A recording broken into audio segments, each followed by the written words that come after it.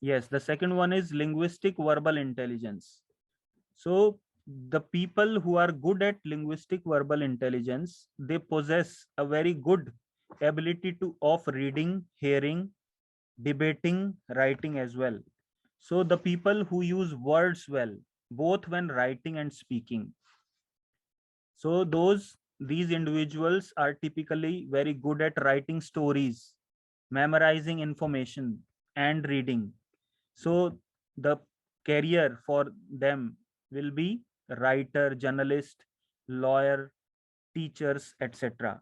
So they are having strengths of words, language, and writing. There are also characteristics of the linguistic verbal intelligences, like they remember written and spoken information. Means they remember, means the remembering power is important here. So they are good at listening what the people are talking about. So they remember easily the information, what has been spoken and what has been written.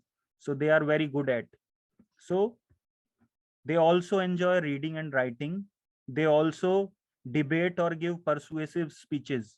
Like you have seen, I have also made one of the thing is uh, हम इसमें politician भी involve कर सकते हैं because politicians debate करते हैं and give persuasive speeches.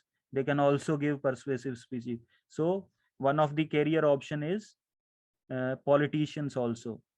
So they are able to explain things well. वो explanation की पावर उनकी बहुत अच्छी होती है. And they use humour when telling stories. वो ह्यूमर इस्तेमाल करते हैं जब भी उस उनको कोई कहानी सुनानी होती है. So these are some of the characteristics who possess linguistic verbal intelligences. Now the third one is logical mathematical intelligence. This is one of my favorite kind of thing because my favorite subject is mathematics. So the people who are good at logical skills and mathematical means they like formulas, they like remembering formulas, mathematical terms, addition, subtraction. So they are very good at logical mathematical intelligence. So the people who are good at listening, or the people who are good at reasoning, recognizing patterns, and logically analyzing, these individual tends to think conceptually about numbers, relationship, algebra. So they are good at mathematics. So uh, in your class, some of you are a teacher also. So in some of your class, there are some of the students who like to solve only mathematic kind of things. Means they like to solve mathematical puzzles, they like to solve algebra. अगर आप जब भी उनको देखोगे ना तो वो हमेशा मैथ्स के सवाल करते रहेंगे. और उनसे पूछोगे कि आपको फिजिक्स केमिस्ट्री, सर हमें इंटरेस्ट नहीं है फिजिक्स केमिस्ट्री में, हमें मैथ्स में इंटरेस्ट है. सो दोज पीपल और those students are good at numbers और solving relationship, recognizing patterns, reasoning ability. तो उनके लिए एक कैरियर ऑप्शन ये हो सकता है कि वो साइंटिस्ट हो सकते हैं, वो मैथमेटिशियन बन सकते हैं, एक कंप्यूटर प्रोग्रामर बन सकते हैं, इंजीनियर बन सकते हैं और अकाउंटेंट बन सकते हैं. So their strength will be analyzing problem and mathematical operations. So their strength means उनको क्या करना अच्छा लगता है, एनालाइजिंग प्रॉब्लम्स की प्रॉब्लम क्या है, और mathematical operation, plus minus, division, algebra, trigonometry. ठीक है. Now the characteristics are have excellent problem solving skills. They have the very good ability to solve the problems. And the second characteristic is they enjoy thinking about abstract ideas. Abstract ideas. Third one is like conducting scientific experiment. Means I have also mentioned the career option is one of the scientist, that they like to do experiments, they like to do research based on the numbers, based on the recognizing pattern, based on the relationships. So they can solve complex computation also, because अगर आपका interest है, अगर आप जिस चीज से bore नहीं होते हो, जिसमें आपको इंटरेस्ट है, जब तक वो प्रॉब्लम सोल्व नहीं होगी, जब तक आप उसमें लीन रहेंगे, अंदर उसको सॉल्व करने की कोशिश करते रहेंगे, so they can also solve complex computations. Now the next one is, fourth one is bodily kinesthetic intelligence. So this kind of intelligence, the people who possess, or those who are good at bodily kinesthetic intelligence, are those people, they are very good sportsmen, they are very good dancers. So those people who are said to be good at body movements, performing actions, so they possess a very good bodily kinesthetic intelligence. People who are strong in this area, na, they tends to have excellent coordinations, hand-eye coordinations. So the career option for them is dancer, bodybuilder, sculptor, actor, sports person, etc. So their strength is physical movements or motor control. Motor control here are, motor means hands, legs, motor actions means जो कि आपका sensory जो चीजें हैं, आपकी आई hand eye coordination है, ठीक है. So they are very good at. So the characteristics are, sorry, yes, the characteristics are, they are skilled at dancing and sports. If those who are good at body movements and performing action, so no doubt they will be a good dancer and a sports person.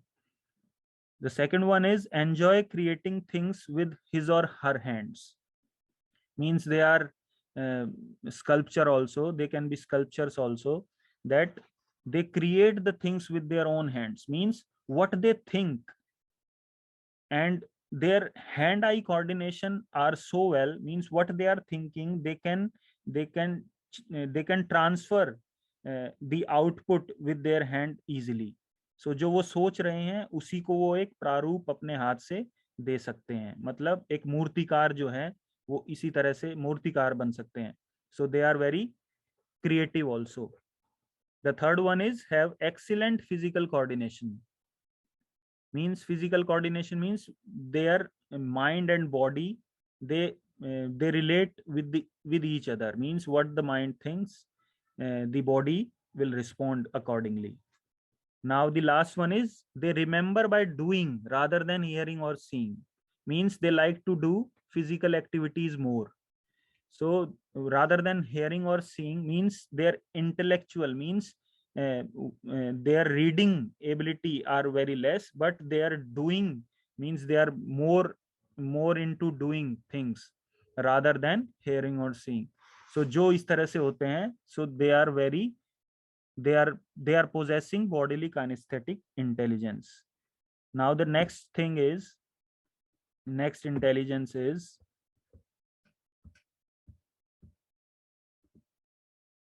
musical intelligence. The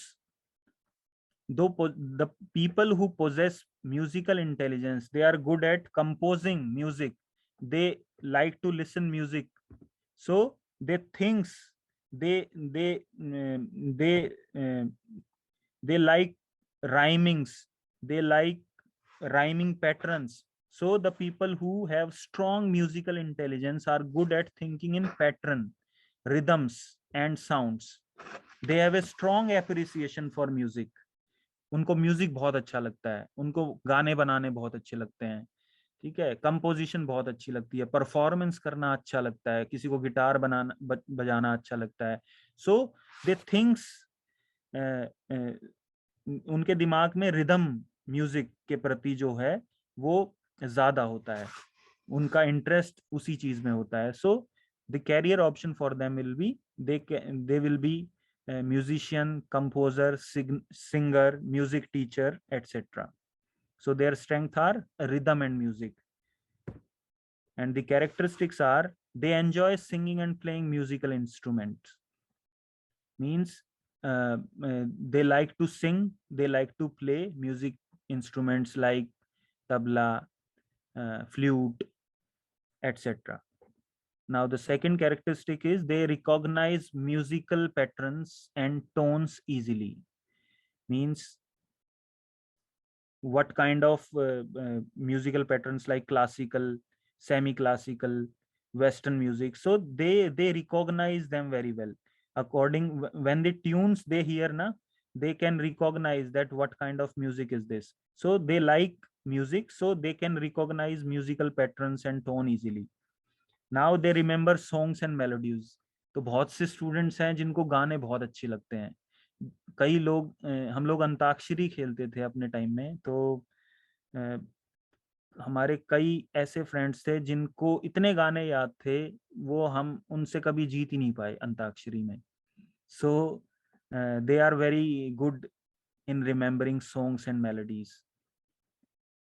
Now the last characteristics is have a rich understanding of musical structure, rhythms and notes. Now the next intelligence is interpersonal intelligence. What is interpersonal intelligence? Interpersonal intelligence are the people who are good with interacting other peoples. Means जिनको दूसरों से बात करना अच्छा लगता है, जो दूसरों को अपनी बात कन्वे कर सकते हैं अच्छे से, और जो कि दूसरा क्या सोच रहा है उसके प्रति हमें किस तरह से व्यवहार करना चाहिए, मतलब हम वो उसको हमें किस तरह से बात करनी चाहिए. तो they are very good in, means they are good in emotions as well as motivation. So the people who are having interpersonal intelligence, they are good at understanding and interacting with other people. So these individuals are skilled at assessing the emotions, motivation, desires and intention of those around them.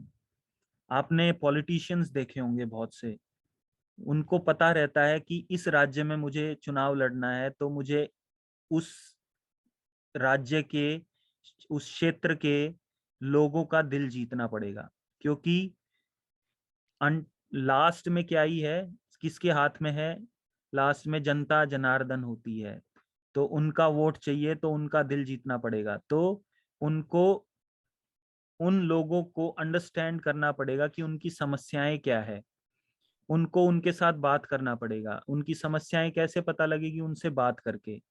तो those who are good in these kinds of things, they possess very high interpersonal intelligence. Like for example Lalu Prasad Yadav ji हैं हमारे.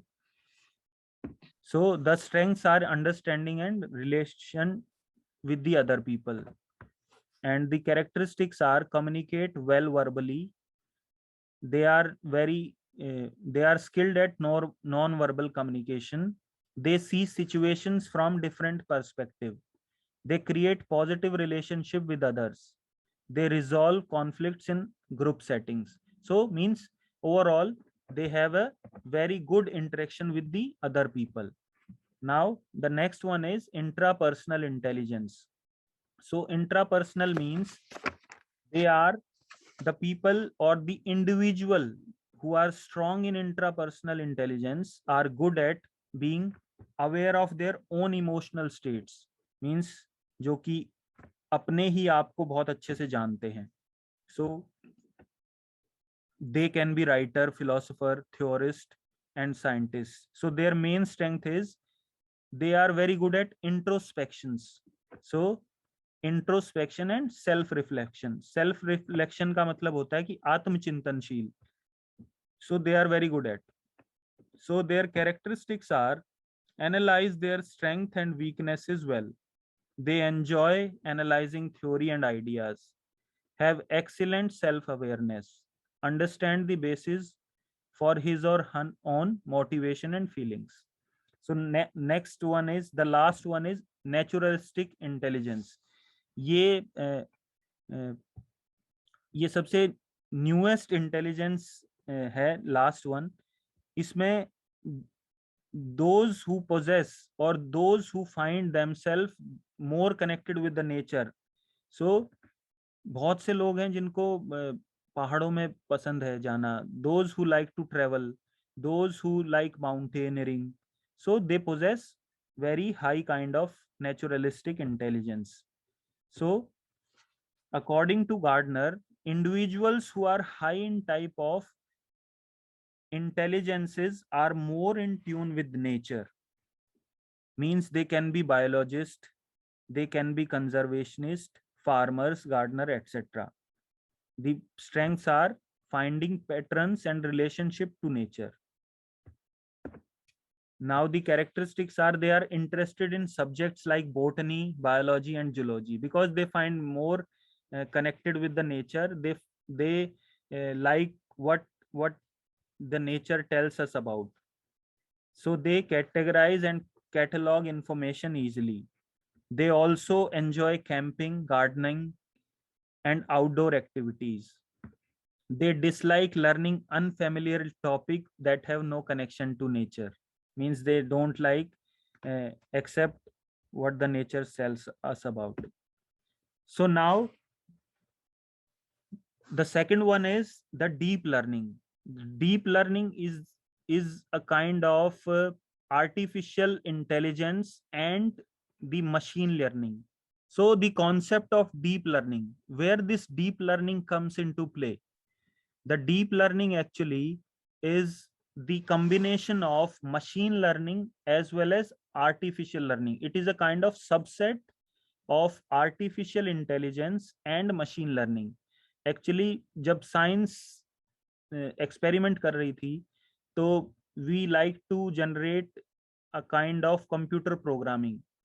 सो हमने बहुत से robots बनाए, बहुत से computer बनाए in the 1970 era, or you can say in the after 1950s the artificial intelligence come into play. So deep learning का कॉन्सेप्ट समझने के लिए हम एक पहले उसको आर्टिफिशियल इंटेलिजेंस समझना पड़ेगा. आर्टिफिशियल इंटेलिजेंस एक्चुअली क्या है कि it is the engineering of making intelligent machines and program. पहले क्या होता था कि पहले हम कंप्यूटर्स बनाते थे, उसमें प्रोग्रामिंग्स ऐड करते थे और जो प्रोग्रामिंग हमने उसके अंदर डाली है उसी तरह से हम इनपुट डालते थे और आउटपुट हमें मिलता था based on the particular information what we have fed into that kind of system, computer systems. So हम जैसा उसके अंदर इंफॉर्मेशन डाल रहे थे हमें वैसा ही आउटपुट मिल रहा था. मीन्स पहले हम जैसे कंप्यूटर हैं उनके अंदर ऑपरेटिंग सिस्टम्स होते हैं, तो जिस तरह से उसके अंदर सॉफ्टवेयर डाले गए हैं उसी तरह से वो रिस्पॉन्ड करते हैं. Now the second one is, उसके बाद हम लोग 1980s में क्या हुआ, हम मशीन लर्निंग में आ गए. मतलब वो कंप्यूटर जो है वो धीरे धीरे धीरे धीरे लर्निंग एबिलिटी, मतलब वो ह्यूमंस की तरह बिहेव करने लगे. यानी ह्यूमंस, कंप्लीट ह्यूमंस की तरह बिहेव नहीं करा, बट कुछ तरह से वो लर्निंग करके और वो ह्यूमंस की तरह बिहेव करने लगे. Means what is machine learning? It is the ability to learn without being explicitly program. मतलब वो कंप्यूटर जो कि प्रोग्राम तो उसके अंदर है ही, उसके अकॉर्डिंग वो रिस्पॉन्ड कर रहा है, बट मशीन लर्निंग से क्या हो रहा है कि वो धीरे धीरे सीख भी रहा है चीजें. सो that is purely based on machine learning. And now the concept of deep learning after 2010, मतलब 2010 के बाद हमारा ये डीप लर्निंग का जो है ये प्रोसेस, यानी जिसके अंदर न्यूरल नेटवर्क्स हैं. न्यूरल नेटवर्क्स एक्चुअली बहुत बड़ा वास्ट सब्जेक्ट है जो कि एक पर्टिकुलर यहाँ पर डिस्कस नहीं किया जा सकता. न्यूरल नेटवर्क आप ये समझिए जैसे हमारे ब्रेन के अंदर न्यूरॉन्स होते हैं, मतलब हर नसें जो जुड़ी हुई होती हैं, न्यूरॉन्स, वो आपस में कम्युनिकेट करती हैं. तो इसी तरह से डीप लर्निंग काम करता है. मतलब it is the learning based on deep neural networks. Means machine को हमें ह्यूमंस की तरह बनाना है. तो this deep learning actually you can define as it is the type of machine learning and artificial intelligence that imitates the way human gains certain type of knowledge. मतलब जैसे हम knowledge को कैसे गेन कर रहे हैं उसी तरह से एक सिस्टम भी अपनी तरह अपना इंफॉर्मेशन गेन करे. मींस हमें प्रोग्राम ना करना पड़े, हमारे फीडबैक, हमारे इनपुट से ही वो सीखता जाए. तो उस सिस्टम को, उस लर्निंग को क्या कहेंगे हम? Deep learning. एक एग्जांपल से मैं आपको समझाता हूं। अगर एक छोटा सा बच्चा है, मतलब जो 1 साल का हुआ है, उसको पता ही नहीं है कि डॉग क्या है, पर वो बोल रहा है कि उसने पहला वर्ड सीखा है डॉग, तो उसको क्या लगेगा कि उसको तो पता ही नहीं है एक्चुअली डॉग है क्या, बट उसने वर्ड सीख लिया कि डॉग, उसको पता नहीं है, तो वो कैसे उसको समझेगा कि ये डॉग है क्या चीज? तो वो धीरे धीरे बड़ा होगा, वो धीरे धीरे पूछेगा कि अपनी मम्मी पापा से कि ये डॉग है। उसके फादर अगर वो डॉग नहीं होगा तो वो क्या कहेंगे? नहीं, ये डॉग नहीं है। तो उसको फीडबैक मिला कि ये डॉग नहीं है, तो फिर वो इंटरप्रेट, वो लर्निंग कर रहा है धीरे धीरे धीरे धीरे। जब वो दोबारा से किसी चेयर को हाथ करके कहेगा दिस इज डॉग, तो वो कहेंगे नहीं ये बेटा डॉग डॉग नहीं है, ये चेयर है। फिर वो किसी पक्षी को कहेगा कि दिस इज डॉग, वो कहेंगे नहीं बेटा ये पक्षी है, ये चिड़िया है, ये डॉग नहीं है। तो वो धीरे धीरे धीरे धीरे अपने दिमाग में फीडबैक ले रहा है, मतलब वो लर्निंग चल रही है उसके दिमाग में कि वो इंफॉर्मेशन गैदर कर रहा है कि ये डॉग नहीं है, तो मतलब वो पक्षी सीख रहा है, वो कुर्सी है, तो ये सारी चीजें सीख रहा है। बट जिस दिन वो डॉग देखेगा, वो दोबारा पूछेगा कि दिस इज डॉग, तो फिर उसके मम्मी पापा कहेंगे हाँ बेटा ये डॉग है। तो उसने अपने अंदर वो पिक्चर बना ली, वो क्रिएट, वो लर्निंग, वो सीख गया वो कि हाँ दिस इज डॉग। सो वो उसकी पूंछ है, इस तरह से डॉग होता है, ठीक है, उसके 4 पैर हैं, इस तरह से डॉग दिखता है। तो this is a kind of learning.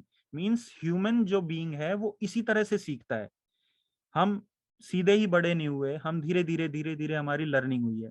तो ऐसे ही इसी कॉन्सेप्ट को लेके डीप लर्निंग बनाई गई है, यानी जो सिस्टम्स हैं वो भी इसी तरह से आजकल बिहेव करने लग गए हैं।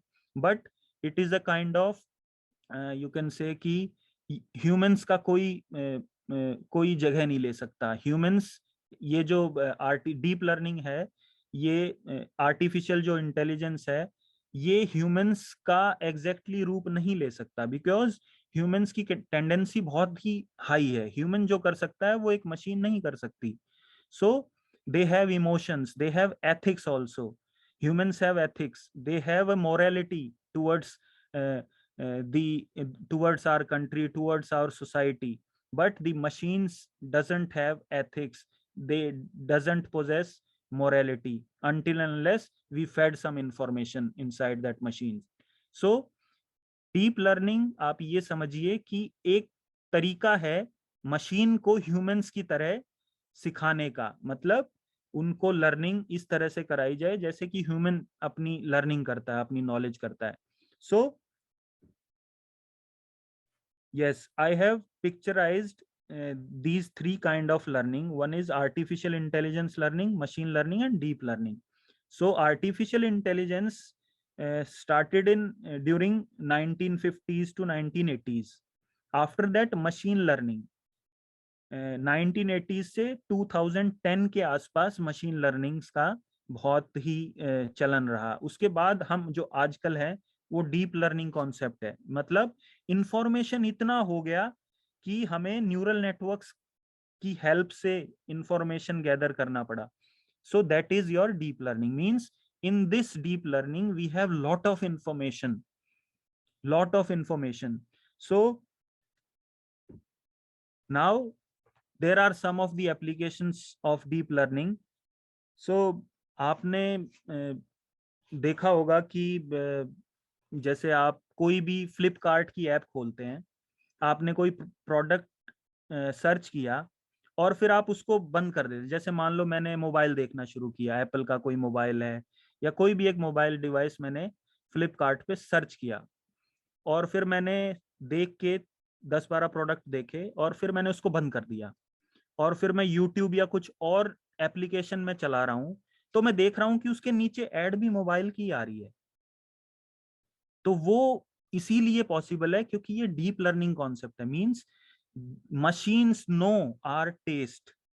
हम यूट्यूब पे कोई वीडियो देखते हैं, कोई भी, मतलब कोई भी जेनरे की, अगर हम म्यूजिक सुनना पसंद कर रहे हैं या हम किसी political party, particular political party की कोई वीडियो देख रहे हैं, सो उसमें हमें वही, हमारा जो टेस्ट है वही मशीन जो है वो सॉफ्टवेयर रीड करता है और उसी को हमें बार बार वही आउटपुट दिखाता है. So means he is analysing our taste also. So the technology is commanding us.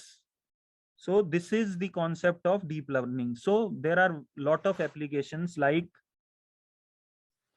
automatic speech recognition. आजकल आप मोबाइल खोलेंगे और गूगल ट्रांसलेट या कुछ भी करेंगे तो आपका स्पीच जो रिकॉग्निशन है उसकी हेल्प से आप अपने मोबाइल को ओपन कर सकते हैं. ठीक है, और आप उसको अपनी स्पीच को वर्ड्स में ट्रांसलेट कर सकते हैं. आपको अगर कुछ वर्ड में लिखना है तो आप जस्ट स्पीच में बोलते जाइए और आपका टाइप होता जाएगा वो वर्ड्स में. So one of the application is automatic speech recognition. Second one is image recognition. India में तो अभी ये कॉन्सेप्ट अभी चल रहा है, बट वेस्टर्न कंट्रीज जो अमेरिका वगैरह हैं उसमें जो व्हीकल्स का जो नंबर है वो कैमरे से रिकॉग्नाइज हो सकता है. अगर कोई किसी का चालान है, किसी ने रेड लाइट जंप की है, तो वो कैमरा जो है वो स्टडी कर लेता है उसका नंबर और डायरेक्टली वो सीधा जो है वो इमेज रिकॉग्नाइज हो जाती है उससे. So this is one of the application of deep learning. There are also lot of other application. I must bioinformatics. One is mobile advertising. I have already discussed कि मोबाइल में advertisement हमारे test को देख के की जाती है. हम कोई भी प्रोडक्ट सर्च कर रहे हैं वो ही हमें एड दिखती रहती है. So means the technology is gathering our information, they are gathering our taste also. So based on our recent search history, so they are giving the output accordingly. One is image restoration. अगर किसी का photo जो है वो अगर वो clear नहीं है तो by the help of digital signal processing और digital image processing they can be restored by the concept of this deep learning. So I have also mentioned that deep learning is the subset of artificial intelligence as well as machine learning. So I think you have some most of you have understood the little bit of what the deep learning is all about. So there are various advantages and disadvantages of this deep learning. So first of all we will discuss about advantages. Advantages are reduction in error. Humans के chances हैं errors ज़्यादा हों, but machine जो है वो एक उसकी accuracy और प्रिसीजन बहुत हाई होता है तो एरर बहुत कम होता है इसमें. Second one is zero risk. Risk means, risk का मतलब है कि अगर मान लो हमें कोई एक पर्टिकुलर ऐसा एरिया, जैसे मान लो ऑस्ट्रेलिया में हमेशा हर साल आपको पता होगा कि जंगलों में आग लग जाती है, तो उस टाइम ह्यूमन जो है वो वहां जा नहीं सकता, बट कोई ना कोई हम रोबोट्स क्रिएट कर सकते हैं. ठीक है, तो वो वहां जा सकते हैं. तो मींस ह्यूमन का जो रिस्क है, लाइफ का जो रिस्क है वो कम हो जाता है because of the this deep learning machine. तो रिस्क जो है, यानी अगर किसी बॉम्ब को डिफ्यूज करना है तो ह्यूमंस की जो लाइफ है, अगर ह्यूमन जाएगा तो वो लाइफ खतरे में होगी, बट अगर उसी काम को कोई मशीन करे तो वो रिस्क जो है वो ह्यूमन लाइफ का वो कम हो जाएगा. सो this is zero risk. 24/7 availability. Human जो है उसको सोना भी होता है, उसको और भी बहुत काम होता है. सो एक मशीन जो है वो 24 घंटे काम कर सकती है, but humans have some limitation, physical as well as mental limitations. So machine का जो है ये एडवांटेज है.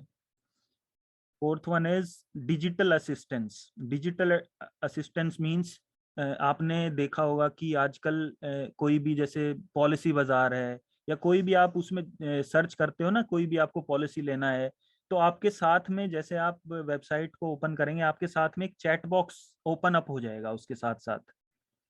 तो चैट बॉक्स में क्या होता है कि जैसे आप एक्चुअली वो कोई कस्टमर केयर नहीं होता, वो एक पहले से ही प्रोग्राम बनाया होता है, तो उसमें जैसे ही आप हेलो लिखते हो तो आपको एक रिप्लाई मिलता है उसमें। सो that is your digital assistance. क्योंकि अगर आप 12-1 रात को किसी भी टाइम करोगे तो वो जो है वो आपको जवाब देगा। मींस जो चैट बॉक्स है वो डिजिटली असिस्ट करती रहेंगी आपको, आपको प्रोडक्ट्स के बारे में बताती रहेगी। तो it is one of the advantages of this deep learning. Now the next one is new inventions. So new invention means बहुत सारी इन्वेंशंस हैं जो कि आर्टिफिशियल इंटेलिजेंस के जरिए हो सकती है। मींस अगर किसी भी इंसान को मतलब जैसे कैंसर है तो फर्स्ट स्टेज पे जो फाइंड आउट होता है वो इसी टेक्नोलॉजी की बदौलत हमें देखने को मिलता है कि कैंसर को डिटेक्ट कर लिया गया है पहले ही, फर्स्ट स्टेज सेकंड स्टेज। तो इससे बहुत सी लाइफ्स भी क्योर हुई हैं। सो न्यू इन्वेंशन जैसे कि कैंसर प्रिडिक्ट हो सकते हैं, जैसे वुमेन्स में आजकल ब्रेस्ट कैंसर्स का इशू है, तो दे can B treated or they can be predict at early stages, so they can be treated well. Now the last one is unbiased decisions. Means humans are more emotionals, तो वो emotions के साथ अपना decision लेते हैं, but एक machine जो है वो इमोशंस के साथ डिसीजन नहीं लेती। जो कि उसके अंदर आपने इंफॉर्मेशन फेड की है उसी के अकॉर्डिंग, और जो डेटा है इंफॉर्मेशन है उसी के अकॉर्डिंग आपको डिसीजन देगा जो कि अनबायस्ड होगा। Now we will talk about disadvantages. अगर इनके एडवांटेज हैं टेक्नोलॉजी के तो डिसएडवांटेजेस भी हैं। Now one of the major disadvantages are high cost. So अगर हमने कोई सिस्टम बनाया है तो उसके लिए हमें बहुत से पैसे खर्च करने पड़ेंगे, तभी वो एक सिस्टम जो है वो एक्शंस में आ सकता है। तो उसके लिए एक बहुत हाई अमाउंट ऑफ फंडिंग होती है। So next one is no creativity sorry. So humans are more creative, but अगर मशीन को आपने कोई इंफॉर्मेशन फीड कर दी तो उसके बाद वो उतना ही क्रिएटिव होगा जितना हमने उसके अंदर इंफॉर्मेशन फीड की है। बट ह्यूमंस क्या है, वो उनके अंदर सोचने का ताकत है, वो परसीव चीजें कर सकते हैं, मतलब वो देख के और वो चीजें सीखते हैं। So humans are more creative than machines. Now the third one is increase in unemployment. अगर मशीन से हम काम कराएंगे तो ह्यूमंस जो हैं वो अनएम्प्लॉयड रहेंगे। मींस कि अनएम्प्लॉयमेंट रेट जो है वो मशीन्स के आने से ज्यादा हो जाता है। Now the next one is make humans lazy. ये तो बात बिल्कुल सच है कि मशीनों ने हमें बहुत लेजी कर दिया है। अगर टीवी का पहले टीवी आते थे तो हम लोग उसको बटन को बहुत दूर से प्रेस करके उसको ऑन करते थे, ऑफ करते थे। कोई चैनल चेंज करना होता था तो हम उठ के और फिर जाते थे, बट आजकल रिमोट आ गए हैं तो हम लेटे लेटे कहीं दूर से ही अपना चैनल को स्विच कर लेते हैं। तो technology make human lazy. Now the most important is no ethics. No ethic means machine doesn't understand ethics, they don't have morality also, because humans में ethics होता है, morality होती है, जो कि हम मशीन में इनकॉर्पोरेट नहीं कर सकते हैं। सो machines have a disadvantages of that कि उनके अंदर ethics नहीं होता है। नाउ हम लोग डीप लर्निंग की इतनी देर से बात कर रहे हैं, तो deep learning actually involves lot of information. ये एक साइंस का कॉन्सेप्ट है, बट एक हैप्पीनेस क्लास के अंदर ये चीजें हम क्यों बता रहे हैं? क्यों? क्योंकि हम रेस में भाग रहे हैं और हम चाहते हैं कि हमारे पास बहुत सी इंफॉर्मेशन हो, बहुत ज्यादा इंफॉर्मेशन हो, ताकि हम लोगों से आगे निकल जाएं। तो इस वजह से क्या होता है कि अगर डेटा हमारे पास ज्यादा होगा, इंफॉर्मेशन ज्यादा होगी, तो उसको प्रोसेसिंग पावर भी ज्यादा लगेगी। और ह्यूमन ब्रेन का एक पर्टिकुलर हालांकि स्टडी हुई है कि ह्यूमन ब्रेन्स बहुत कुछ कर सकता है, but we have certain kind of limitations. So हम ब्रेन को इतना डेटा फीड करते आ रहे हैं कि एक इंफॉर्मेशन ओवरलोड हो रहा है। फॉर एग्जाम्पल,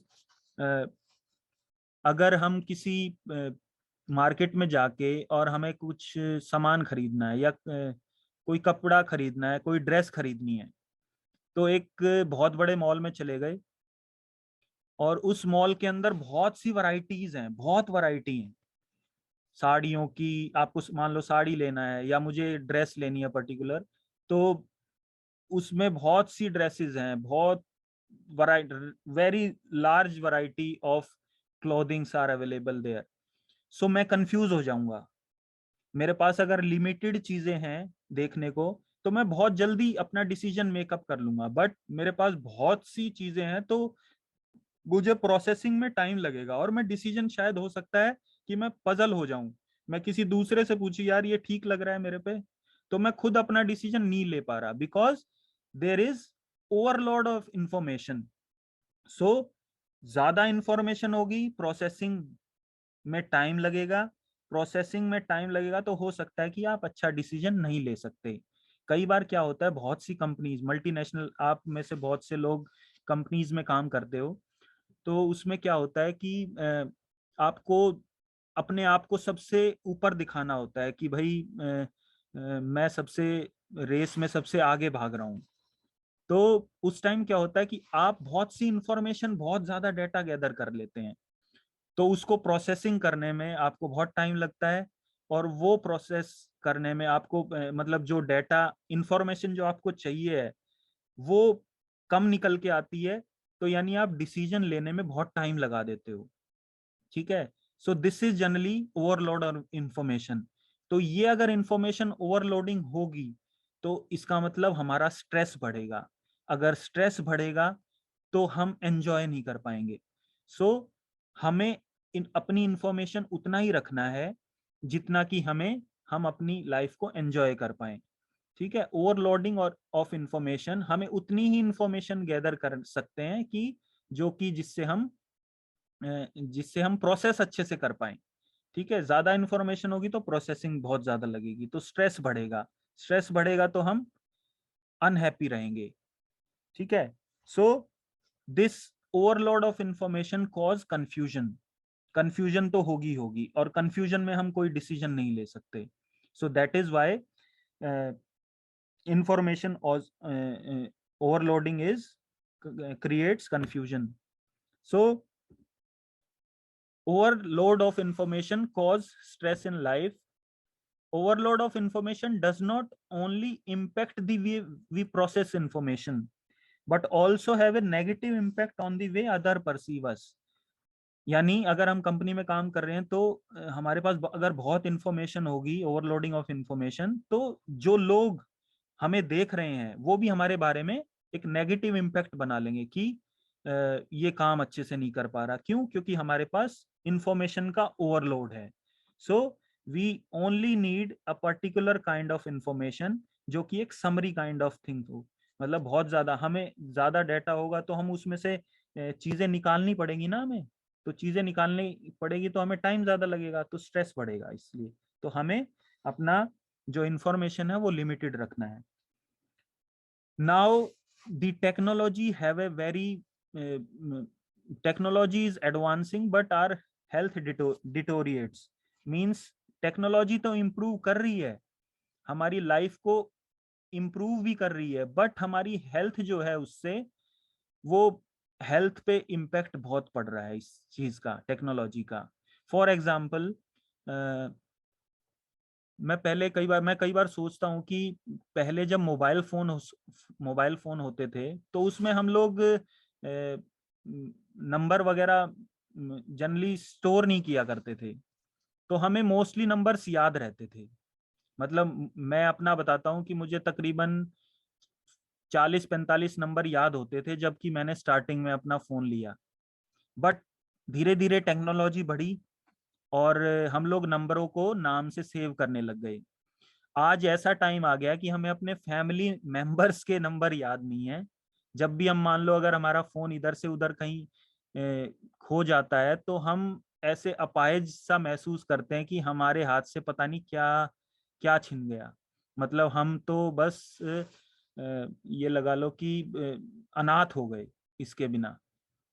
सो हमारा जो ब्रेन पे इम्पैक्ट है स्मार्टफोन का, यानी हम चीजें टेक्नोलॉजी पे छोड़ने लगे, हमें आलसी कर दिया है टेक्नोलॉजी ने। क्यों? क्योंकि हम टेक्नोलॉजी पे बहुत ज्यादा डिपेंड हो गए। टेक्नोलॉजी पे डिपेंड होने से हमारा जो ब्रेन जो एक्टिव होता था वो एक्टिव नहीं रहा। जैसे टेक्नोलॉजी हमें चला रही है हम उसी तरह से डायरेक्शन में मूव कर रहे हैं। So smartphone one of the technology we are using day by day, that is smartphone, they are having a adverse effect on the health as well as our brain. So impact of smartphone on brain and body health, तो मैंने बता दिया कि हम लोग पहले number save करते थे बट आज हम एक नंबर भी याद नहीं रखता, ताकि हम इसीलिए हमारे ब्रेन को आलसी बना दिया, हमारी बॉडी को आलसी बना दिया। And most of the researches are going on 4G 5G, आपने सुना भी होगा that they have a particular kind of wavelength। और ये वेवलेंथ धीरे धीरे, पहले इतने सारे कैंसर्स के केसेस नहीं आते थे हमारे, अगर फोर फादर या जैसे भी हमारे ग्रैंड फादर हैं उनके टाइम में आप सुनोगे तो बहुत कम मिलता था कि कोई कैंसर से किसी की डेथ हुई है। बट आजकल क्या है, मोस्टली जो केसेस हैं वो कैंसर के हैं, बिकॉज टेक्नोलॉजी हैज और the smartphone has very negative impact on our body health.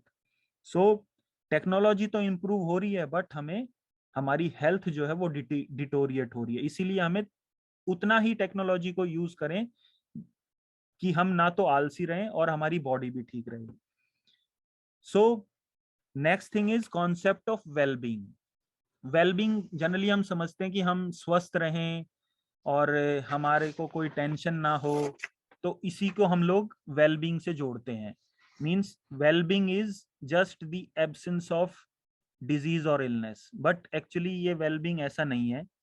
Wellbeing is not just the absence of disease or illness, it is a complex combination of a person physical, mental, emotional and social health factor।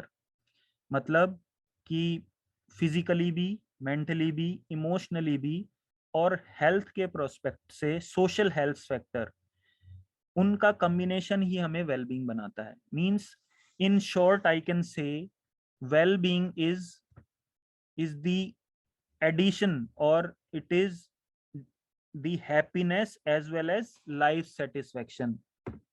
means कि आप happy हो और अपनी life से satisfy हो, that is your wellbeing. Now the next thing is well-being is ultimately how you feel about yourself and your life।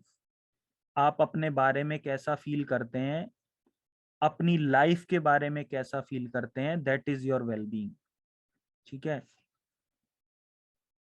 Now one thing is we have a kind of term that is selective ignorance। हालांकि इस slide में नहीं है but मैं उसको discuss करना चाहूंगा। एक टर्म है सिलेक्टिव इग्नोरेंस, ये बहुत इंपॉर्टेंट टर्म है, इसको बहुत अच्छे से समझना। सिलेक्टिव इग्नोरेंस का मतलब ये है कि हम सिलेक्टिव हैं इग्नोर होने के, उससे मतलब हम चीजों को इग्नोर कर रहे हैं सिलेक्टिवली। मतलब देखो चार चीजें होती हैं, एक पॉजिटिव, एक नेगेटिव। कोई इंफॉर्मेशन है वो पॉजिटिव भी हो सकती है और नेगेटिव भी हो सकती है। कोई इंफॉर्मेशन है वो यूजफुल भी हो सकती है और यूजलेस भी हो सकती है। तो अगर हमें अपना टाइम डिवोट करना है तो हम ऐसी चीजों पे फोकस करें जो कि यूजफुल भी हो और पॉजिटिव भी हो। यानी हम बुक्स पढ़ सकते हैं, ठीक है, हम नेचर को एंजॉय कर सकते हैं, तो they are more productive, they are more useful as well as positive.